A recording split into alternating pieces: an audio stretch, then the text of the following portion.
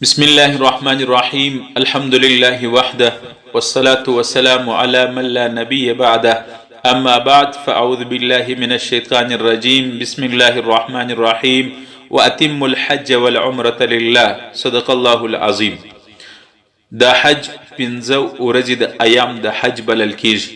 د اتم ذوالحجې څخه بیا تر 12 ذوالحجې پورې اتم، نهم، لسم، یولسم، دولسم دا پنځه ورځې ایام د حج بلل کیږي. په دې کې د حج تقریبا هغه اهم اعمال کې ادا کیږي. عموما اتم د ذوالحجې شروع کیږي، خو د رش په وجه باندې معلمین حضرات هغه حجاج کرام مینا له په اوم د ذوالحجې اکثره بیایي. بهرحال که په اوم د ذوالحجې بیایي که په اتم د ذوالحجې چې سهار لمر راوخاتی د هغه بعد حجاج کرام د پاره افضل او مستحب عمل دادی چې احرام وتړي، بیا ولاړ سي حرم شریف له بیت الله شریف له الته 2 رکعات نفل د احرام په نیت باندې وکي، د حج د احرام په وکي. او کچيري رش وي د رش په وجه باندې حجاج کرام حرم شریف ته تلل مشکل وي، نو بیا دی د سهار لمونځ وکي د اوم ذوالحجې یا د اتم ذوالحجې. کچيري اوم بیاي په اوم کا په اتم بیاي افضل ده په اتم د ذوالحجې چې د سهار لمر راوخاتی د اشراق بعد د اشراق په وخت باندې 2 رکعات نفل د حج د طواف د حج وکي.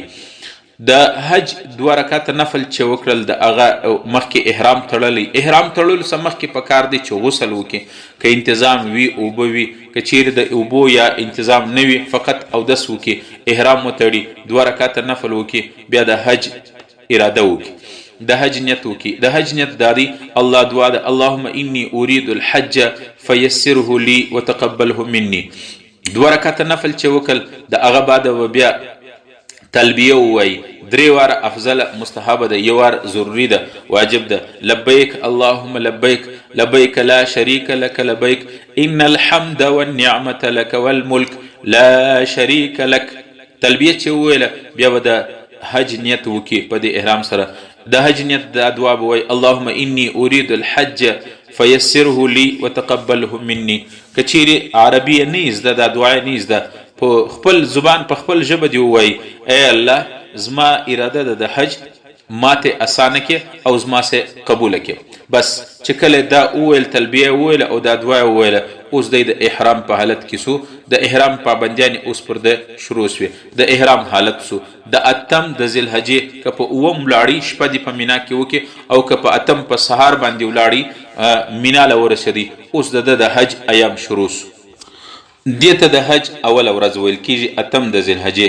په اتم د ذوالحجې چې مینا کې حجي وي نو خاص عمل نست، صرف اتم د ذوالحجې او د هغه بعد چې کوم شپه راځي یعنی د نم د ذوالحجې دغه المنځونه دي.